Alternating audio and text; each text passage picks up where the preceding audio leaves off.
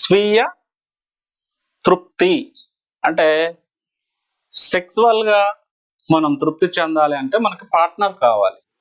Partner లేని సమయంలో ఎక్కువ కాలం పార్ట్నర్ కి మనకి గ్యాప్ వస్తున్న సమయంలో మాస్టర్బేషన్ హస్తప్రయోగం ద్వారా చాలా మంది స్వీయ తృప్తిని పొందుతారు. అంటే తనకు తానుగా సొంతంగా తృప్తి చెందడానికి చేసుకునేదాన్ని హస్తప్రయోగం అంటాం. ఇక డౌట్ ఏంటంటే హస్తప్రయోగం చేసుకుంటున్నాం, దానివల్ల హెచ్ఐవి ఎయిడ్స్ వస్తుందా?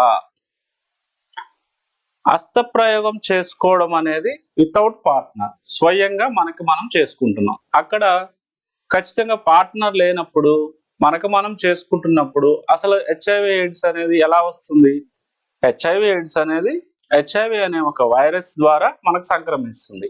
ఆ వైరస్ అనేది ఇతరుల నుంచి మనకి ట్రాన్స్ఫర్ అవుతుంది, వ్యాపి